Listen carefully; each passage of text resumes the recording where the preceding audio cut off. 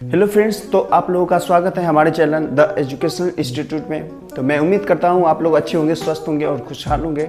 ठीक है, तो आज के क्लास में एसिड की कुछ और प्रॉपर्टीज़ है, उसके टाइप्स है बेसिकली, उसके बारे में मैं बताऊंगा। और साथ में ही इंडिकेटर्स क्या होते हैं और कितने तरह के इंडिकेटर्स होते हैं उसके बारे में मैं आपको बताऊंगा। तो चलिए वीडियो को स्टार्ट करते हैं। तो ठीक है, तो चलिए। भाई साहब कुछ ज़्यादा नहीं हो गया ये? मतलब कुछ भी।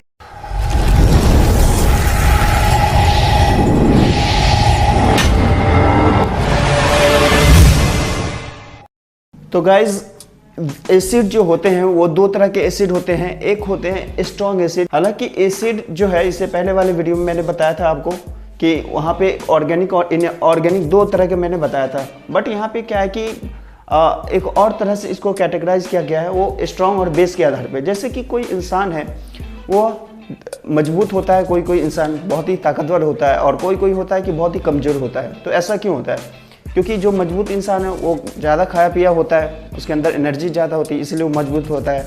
और जो कमज़ोर इंसान है उसके अंदर एनर्जी नहीं है, वो खाता पीता नहीं सही से।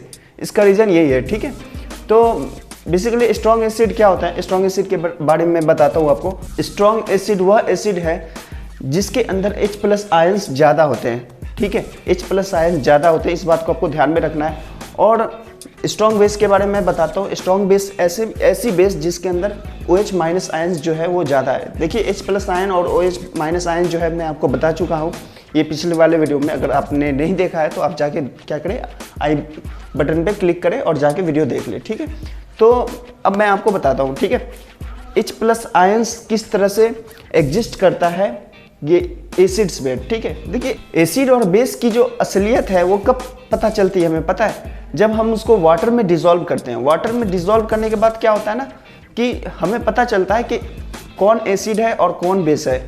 उसका गुण असली वहीं, उसकी असलियत वहीं पे हमें पता चलती है। ठीक है, तो जैसे ही हम एसिड को वाटर में डिसॉल्व करते हैं तो उसमें से H+ आयंस निकल के आता है। और वाटर में अगर हम क्या करते हैं, बेस को वाटर में डिसॉल्व करते हैं तो क्या हमें वहाँ से निकल के आता है, OH- आयन निकल के आता है। ठीक है, ये चीज़ें हैं यहाँ पे। तो अब H+ आयन देखिए, H+ आयंस जो है ना कभी फ्रीली एग्जिस्ट नहीं करता है। ठीक है, एक बात आपको ध्यान में रखना है, H+ आयंस जो है ना कभी फ्रीली एग्जिस्ट नहीं करता है। तो आप बोलेंगे H+ आयंस, फिर एसिड कैसे एग्जिस्ट करेगा? एसिड में तो आप बोलते हैं कि H+ आयंस है, तो फिर एसिड तो एसिड नहीं रहेगा। देखिए एसिड रहता है, एक्चुअली में क्या करते हैं ना कि जब वाटर में हम एसिड को डालते हैं, वाटर में एसिड को जब हम डालते हैं तो क्या होता है, वाटर के जो एसिड के जो H+ आयंस है वो H+ आयंस क्या करते हैं, वाटर के साथ रिएक्ट करके हाइड्रोनियम आयन बनाते हैं। ठीक है, ये हाइड्रोनियम आयन आपने बुक में पढ़ा होगा, देखा होगा, नहीं देखा है तो आप जान लीजिए क्योंकि समझना जरूरी है। तो यही हाइड्रोनियम आयन होता है। ये हाइड्रोनियम आयन जो है बेसिकली वाटर और H+ आयंस के साथ ये आपस में रिएक्ट करने के बाद एक बना हुआ है। और ये आयंस के बारे में समझना आपको जरूरी है। ये बेसिकली पॉजिटिव आयंस है। ठीक, पॉजिटिव आयंस का मतलब क्या होता है, कैटायन होता है। ठीक है, समझ गए? तो मैं उम्मीद करता हूँ ये टॉपिक आपको समझ में आया होगा। और ये हाइड्रोनियम आयन बनना क्यों जरूरी है, क्योंकि H+ आयन कभी भी नेचर में फ्रीली एग्जिस्ट नहीं करता है। वाटर में जाने के बाद तो वो खास तौर पे और भी फ्रीली एग्जिस्ट नहीं करेगा, इसलिए उसको कोई क्यों, इसका पीछे मैं एक राज बताता हूँ। कारण क्या है, हाइड्रोजन की जो वैलेंसी होती है, संयोजकता होती है, वो एक होती है। ठीक है, एक इलेक्ट्रॉन होने के कारण वो एक इलेक्ट्रॉन क्या है कि वो कहीं भी चला जा सकता है, भाग जा सकता है, इसलिए ये फ्रीली एग्जिस्ट नहीं करते नेचर में, इसीलिए इसे सहारे की जरूरत होती है। जैसे बुढ़ापे में किसी बुजुर्ग व्यक्ति को अपने जवान बेटे की सहायता लेनी पड़ती है, ज़रूरत होती है उनकी, इसी तरह ये H+ आयन को भी क्या होता है, यहाँ पे ज़रूरत पड़ता है, किसी की साथ की ज़रूरत पड़ता है, यहाँ पे उन्हें साथ चाहिए होता है। ठीक है, तो जिसमें H+ आयन ज़्यादा होगा वो क्या होगा, स्ट्रॉन्ग एसिड होगा। और जिसमें H+ आयन कम होगा वो क्या होगा, वीक एसिड होगा। ठीक है, और जिसमें OH- आयन ज़्यादा होगा वो स्ट्रॉन्ग बेस होगा। और जिसमें OH- आयन कम होगा वो क्या होगा, वीक बेस होगा। ठीक है, तो ये क्लियर है, आई होप मैं समझ में आया होगा आप लोगों को। ठीक है, अब अगले पॉइंट की ओर बढ़ने से पहले मैं आपको कुछ एग्जांपल्स भी यहाँ पे शो कर देता हूँ, दिखा देता हूँ कि यहाँ पे कुछ एसिड्स हैं जिसमें कुछ वीक एसिड्स है और क्या है, स्ट्रॉन्ग एसिड्स भी है। तो ठीक है, तो वीक एसिड और स्ट्रॉन्ग एसिड की जो कैटेगरी है इसके हिसाब से मैंने एग्जांपल्स दे दिए। और फिर यहाँ पे आप बेस के बारे में दे सकते हैं, वीक बेस है और स्ट्रॉन्ग बेस है, इन दोनों के यहाँ पे एग्जाम्पल्स मैंने दे रखे, तो आप देख लीजिए फिर, ठीक है। फिर इसके बाद अब बढ़ते हैं, अब मैं आपको समझाता हूँ एसिड को एक और तरह से कैटेगराइज किया जाएगा, वो है डाइल्यूटेड और कंसनट्रेटेड, ठीक है। डाइल्यूटेड क्या होता है और कंसनट्रेटेड क्या होता है, तो मैं आपको समझाता हूँ, ठीक है।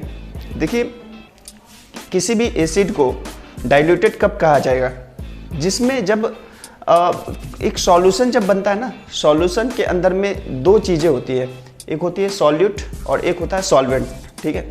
ये सॉल्वेंट क्या होता है, हिंदी में इसे विलय और विलायक कहा जाता है। सॉल्यूट का मतलब ये होता है, जैसे आप एग्जांपल लीजिए कि एक गिलास पानी है, ठीक है, पानी में चीनी रखा गया है, ठीक है, तो वो पानी जो है ना वो क्या है, सॉल्वेंट है, वो पानी क्या है, सॉल्वेंट है, और पानी में जो चीनी रखा गया वो क्या है, सॉल्यूट है, ठीक है।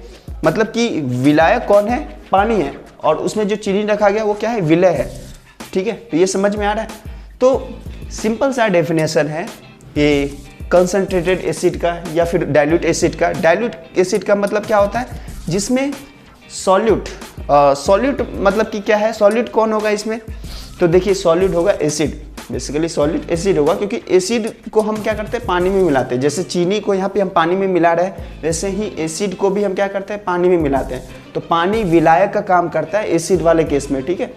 तो एसिड बेसिकली क्या होगा, वो डाइल्यूट कब कहलाएगा, जब पानी की मात्रा ज़्यादा होगी और एसिड की मात्रा क्या होगी, कम होगी, उसको हम क्या कहेंगे, डाइल्यूट कहेंगे। समझ रहे बात को, मतलब कि पानी की मात्रा ज़्यादा होगी और एसिड की मात्रा कम होगी तो उसको कहेंगे डाइल्यूट एसिड। और कंसनट्रेटेड कब होगा एसिड, जब वहाँ पे क्या होगी, पानी की मात्रा कम होगी और वहाँ पे एसिड की मात्रा ज़्यादा होगी। सपोज कोई एसिड लिया मैंने, ठीक है, फॉर एग्जांपल जैसे कोई एसिड है H2SO4 है, उसमें हमने क्या किया कि पानी की मात्रा बहुत ही कम मिला है, उसमें एसिड बहुत सारा ढेर सारा भरा हुआ है, उसमें क्या पानी कम मिला है, तो उसको हम बोलेंगे कि वो कौन सा एसिड है, वो कंसनट्रेटेड है। और सपोज कोई, जैसे मैंने HCl ले लिया, ठीक है, HCl ले लिया और उसमें क्या किया कि पानी बहुत ज़्यादा मिला दिया, HCl कम है, पानी ज़्यादा मिला दिया, ठीक है। तो ये इसके एग्जांपल्स हो गए। तो फ्रेंड्स, अब मैं आप लोगों को इंडिकेटर्स के बारे में बताने वाला हूँ। इंडिकेटर्स क्या होता है, ठीक है। देखिए, इंडिकेटर्स या उसको हिंदी में सूचक कहा जाता है। सूचक कितने प्रकार के होते हैं, तो सूचक 3 प्रकार के होते हैं, ठीक है। 3 प्रकार क्या क्या है तो मैं आपको बताता हूँ। एक होता है अब नेचुरल इंडिकेटर, ठीक है, जिसको हिंदी में प्राकृतिक सूचक कहा जाता है। फिर इसके बाद सिंथेटिक इंडिकेटर, ठीक है, इसको हम कह सकते हैं कृत्रिम सूचक, ठीक है, बनावटी सूचक जो होता है। और इसके बाद जो है ऑल्फैक्टरी सूचक, ठीक है, ऑल्फैक्ट्रिक इंडिकेटर। ऑल्फैक्ट्री मतलब होता है गंधीय सूचक, ठीक है। तो नेचुरल इंडिकेटर में क्या क्या एग्जांपल है मैं आपको यहाँ पे बता रहा हूँ। जब एसिड रिएक्ट करती है लिटमस पेपर से, तो जो लिटमस पेपर है, ब्लू रंग का जो लिटमस पेपर है, उसके साथ रिएक्ट करने के बाद ब्लू लिटमस पेपर रेड में बदल जाता है। इस बात को आपको ध्यान में रखना है, ठीक है। और जब क्या कहते हैं, बेस जब रिएक्ट करती है, रेड लिटमस पेपर जो है, रेड लिटमस पेपर जो है वो किस में बदल जाती है, ब्लू में बदल जाती है, ठीक है। लिटमस पेपर के ऊपर ये प्रभाव पड़ता है। इसके बाद जो है हल्दी के ऊपर क्या प्रभाव पड़ता है, तो हल्दी जब एसिड के साथ रिएक्ट करती है तो हल्दी का कलर चेंज नहीं होता है, हल्दी का कलर पीला ही रहता है, येलो ही रहता है। बट अगर बेस रिएक्ट करती है तो हल्दी का कलर चेंज हो जाता है, वो किस में बदल जाती है, तो वो बदल जाती है लाल में, ठीक है। आपको सिंथेटिक इंडिकेटर्स क्या होते हैं, जो कृत्रिम तौर पे बनाए जाते हैं, बेसिकली लैब में बनाए जाते हैं। फॉर एग्जाम्पल मैंने यहाँ पे 2 एग्जाम्पल्स लिया है, एक है मिथाइल ऑरेंज और एक है फिनोप्थोलीन, ठीक है। मिथाइल ऑरेंज और फिनोप्थोलीन के ऊपर जो है क्या प्रभाव पड़ता है जब एसिड और बेस से रिएक्ट करवाते हैं। एसिड के संपर्क में आने के बाद जो मिथाइल ऑरेंज का कलर है वो रेड में बदल जाएगा, लाल में बदल जाएगा, ठीक है। बेस के साथ संपर्क में आने के बाद मिथाइल ऑरेंज का जो कलर है वो बदल जाएगा येलो में, ठीक है। आपको ध्यान में रखना है इस बात को, ठीक है। इसके बाद फिनोप्थोलीन के ऊपर क्या प्रभाव पड़ता है, तो आप यहाँ पे ध्यान दे सकते हैं। एसिड के साथ रिएक्ट करने के बाद फिनोप्थोलीन के ऊपर कोई प्रभाव नहीं पड़ता है, ये कलरलेस ही रहता है। बट अगर बेस के साथ रिएक्ट करवाया जाए तो इसका कलर लाल और गुलाबी में बदल जाता है, रेड और पिंक में बदल जाता है, ठीक है। तो इस बात को आप समझ रहे हैं। यहाँ पे आपका जो लास्ट पॉइंट है वो है ऑल्फैक्टरी इंडिकेटर्स। ऑल्फैक्टरी इंडिकेटर्स कहने का मतलब क्या होता है कि गंधीय सूचक। तो गंधीय सूचक की क्या क्या एग्जांपल्स हैं मैंने यहाँ पे ले लिए। आपका जो एग्जांपल है सबसे पहला वाला वो है प्याज का रस, ठीक है, प्याज का रस। और दूसरा मैंने लिया है क्लोव ऑयल। क्लोव ऑयल, इन पे इफेक्ट क्या पड़ता है, एसिड के साथ संपर्क में आने के बाद हमें इनके गंध के बारे में पता चलता है, इन दोनों के गंध के बारे में पता चलता है। और बेस के साथ संपर्क में आने के बाद इनके गंध के बारे में हमें पता नहीं चलता है, ठीक है। तो बहुत ही सिंपल सी बात है, ठीक है। एसिड के साथ आप घर में भी प्रयोग करके देख सकते हैं प्याज का रस है, प्याज का रस लेना है, उसको क्या करना है, एसिड के साथ रिएक्ट करवाना है। हमें क्या होगा, वहाँ पे गंध का पता चलता है कि नहीं, वहाँ पे हमें देखना है एक्टिविटी करके, ठीक है। और आपके बुक में भी ये एक्टिविटी दे रखा है। और जो बेस है, बेस के साथ रिएक्ट करवाने के बाद क्या होता है, हमें गंध का पता चलता है कि नहीं, तो ये हमें देखना है, ठीक है। अरे ओ जाने मन के बच्चे, मेरा नाम बताओ, मैं कौन? इस पे ही कहते हैं, न चैन से जीने देती, न चैन से मरने देती। ओ भाई, मारो मुझे, मुझे मारो।